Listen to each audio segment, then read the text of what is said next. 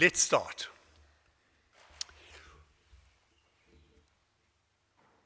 When I was at theological college, a German theologian by the name of Norman Gottwald wrote a book called The Tribes of Yahweh. And in it, he made an incredible statement that has been picked up by other scholars, including Walter Brueggemann. He said, the one event in the Old Testament that cannot even be questioned or disputed beyond any other story is absolute truth, is the story of the burning bush. And his reason for it was, he said, in that encounter in the desert, Moses meets a God who is totally and radically unlike any other God in history.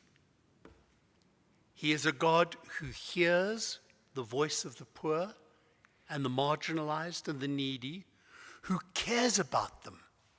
In fact, cares about them at times even more than he cares about the wealthy and the successful. A God who is passionate about justice. And he said, no other God in the ancient world, or even, probably even today, is the same. So he said, wherever it happened, however it happened, whether the story is told accurately or not, that event happened. Moses met a God like no other.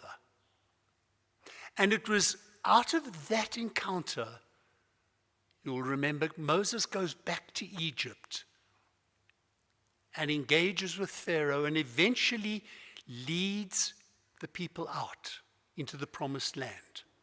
It's a conflict in Egypt between the power structures of the world and the God of the poor and the marginalized. And that God wins. And when they come to Sinai, God makes a covenant with them. He says to them, if you will be my people, then you will be blessed. And they make a covenant with him. We want to be your people. And he gives them a law, Torah, a way of life. And what's significant about that way of life is, again, the rules. If you take the Ten Commandments, which really summarize much of what it's all about, it is, as some scholars have said, and one scholar has used the word as a verb, it is a way of othering. In other words, the commandments are all about the other. The one who is God, the other. How do you behave? How do you live in relationship with that other? And then the second half of the Ten Commandments is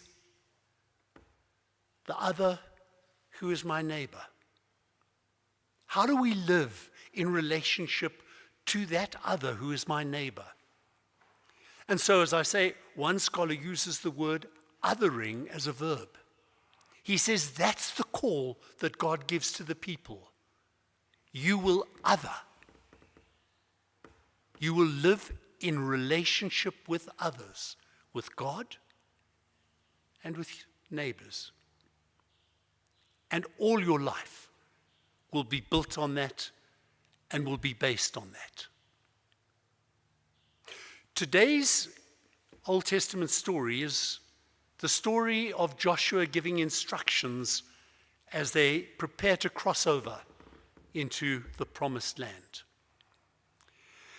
If you read the opening chapters of Joshua, you will find Joshua taking over from Moses. And I imagine that for Joshua, taking over from Moses must have been like trying to take over from Madiba.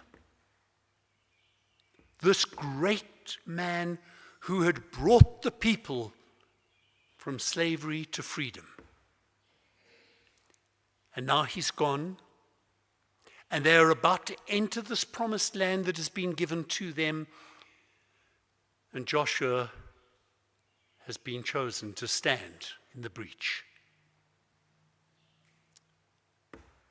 And if you read that first chapter of the book of Joshua, you'll find that the whole of the chapter is God speaking to Joshua, saying, be strong, be confident, trust me.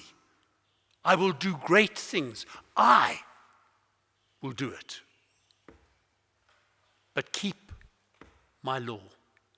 And so Joshua, going into the promised land, is reminded that to live covenant to other is at the heart of this identity of the special people of God.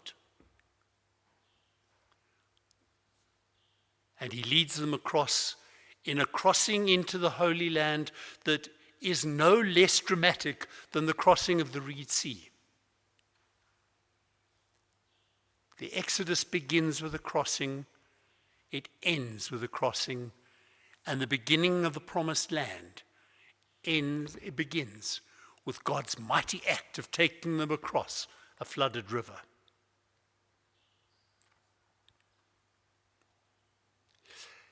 Interesting that when Joshua tells the people to prepare for the crossing, he doesn't talk about what's going to happen on the other side. He doesn't talk about the struggles, about the war, about the division of land, about any of the things they're going to do. He says one thing: consecrate yourselves. Consecrate yourselves. So what does that mean? Well, the word actually means being set apart. Allow yourselves, prepare yourselves to be set apart. How? To be set apart, to be a holy people, God's people, living the strange, othering way of living that is going to be totally alien and foreign to the world around. It's going to be a new way of existing, a new way of living. And one of the things that I find interesting, if you go back to the book, The Tribes of Yahweh by Gottwald, he says early excavations of the settlements in the Holy Land show that all the houses that the Israelites built were identical in every respect except as to size. In other words, if you have 10 children, you're allowed a slightly bigger house than me. But other than that, there's no difference in the house. There are no homes for the rich and others for the poor. No shanty towns and palaces. Everyone lives the same. Othering to each other, what it means to be in relationship with God and with each other.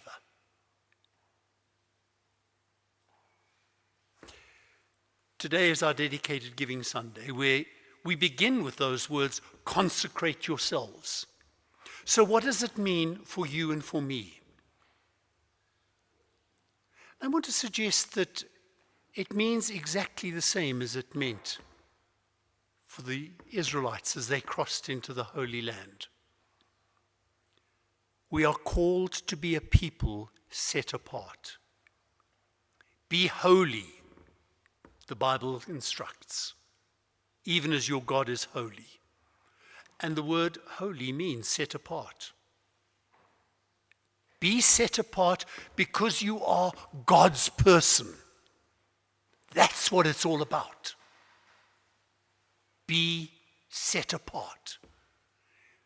We're called not to be like the people around us. We're called to be visibly different. Let me throw a little throwaway comment that shocked me this past week. I was reading some surveys of different denominations and different religions that have been conducted around the world. And do you know that 7 out of every 10 Muslims say our ethical lifestyle is consistent or needs to be consistent with our faith? Only 50% of Christians say so. Might explain to some extent why people are being drawn to Islam, because they see the difference. We're called to be a people different from the world around. We're called here as the people of God to other in such a way that our lives show that we live in intimate relationship with God, and that we live in intimate relationship with each other. And that relationship, if you go back to the Jewish law, is very clear. Care for others. Treat others as you would like to be treated, not just with respect, but with generosity. And you've heard me say it before, but it's worth saying again. The Jewish law is the only legal system in the history of the world that legislates charity. It's not an optional extra if you happen to be feeling in a good mood and the guy standing at the street corner looks desperate enough.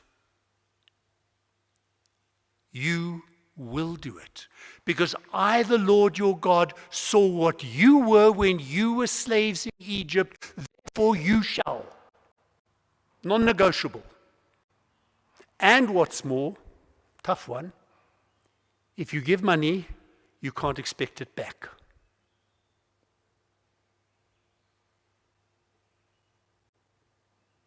So, other, your neighbor, other, your God. And that's the challenge for us, because you see, Dedication Giving Sunday isn't just about money. Yes, it's about money, but it's about much more. It's saying, are you willing to consecrate yourself and set yourself apart to be other than the world, and to other the world, and to other your God, and to other your creation, to care for that which God cares about? It's actually something Jesus took very seriously. When he was asked to teach the disciples to pray, do you remember his prayer? May your kingdom come here, on earth, even as it is in heaven. In other words, God, may your other kingdom, or an othering kingdom, here happen here, in this place. May people coming here see it. May we establish that vision you have for the world here and make it real in our lives and in our place. And that's the challenge for us, that we are meant to be a people set apart to make God visible. The Jews were called to be God's special people, not as privilege, but as responsibility, to be a light, to lighten the rest of the world. And that's your task and my task, to be a people othering in such a way that people look at it and say, I don't know what it is that they've got, but whatever it is, I want that too.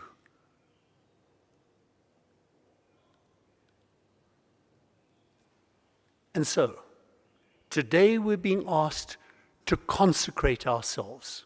It's much more than saying, yes, Lord, I believe. It means, Lord, I give myself to you 100%. Everything I am. I'm here, Lord, to other, as you call me to other. To make your kingdom visible in every word I speak, in every action I have. Lord, take me, every bit of me. Take all my gifts. Take all my time. Take all my money. Build your kingdom here, Lord, in this world. And I want to say to you that the early church tried to do that. Twice in the Acts of the Apostles, we read that the early church held everything in common. They pooled all their time, talents, resources, and money in order to build that kingdom. Sadly, it didn't last terribly well. And 2,000 years later, I'm preaching a sermon that says, please, let's try for a moment to be what God calls us to be. As we come to our dedicated giving, you'll be asked to consecrate yourself.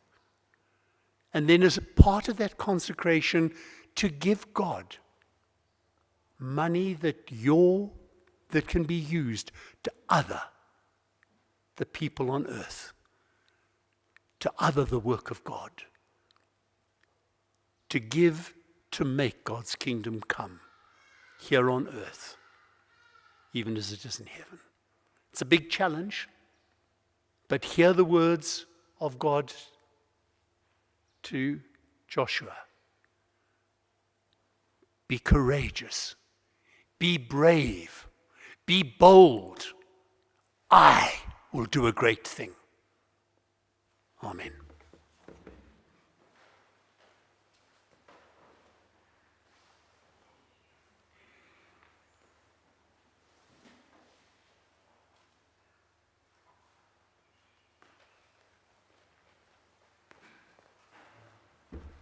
Thank you, Bishop Brian, for your stirring words. And I found them very inspiring when I heard them yesterday for the first time, and again today.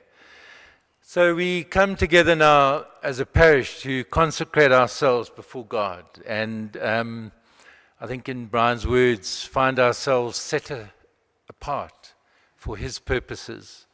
I like the idea of othering as we seek out the other in God and the other in our neighbor and love them in the same way that he loves us. And I like the phrase dedicated living, a giving of our whole selves to God. You'll notice in the bulletin, Paul Siak is preaching at the next service, and he's suggesting that quite often what we do is we give our best leftovers. And in fact, that's not what it's about. It's about giving our very best. Now, we have been giving you online and in the email and at the back a letter and a time and talents form, because of course dedication is not just financial, it's giving of our time, our talents, our whole being. I see we've run out of those, but if anyone, you've got some more there. Most of you will have already filled in a form. But if you haven't, while others come up, you have the opportunity to go and quickly fill in a form, get some help from the sidesman, and then place that form folded in the slot in the box. Even if you don't have the form with you because you've sent it online to save paper, then just come up and kneel briefly and commit yourself to the Lord. And then we will say this prayer, this litany together afterwards as an act of commitment. So while Johan plays some music for us, let's just come up one by one and all at once, if you like, and commit ourselves to God's purposes.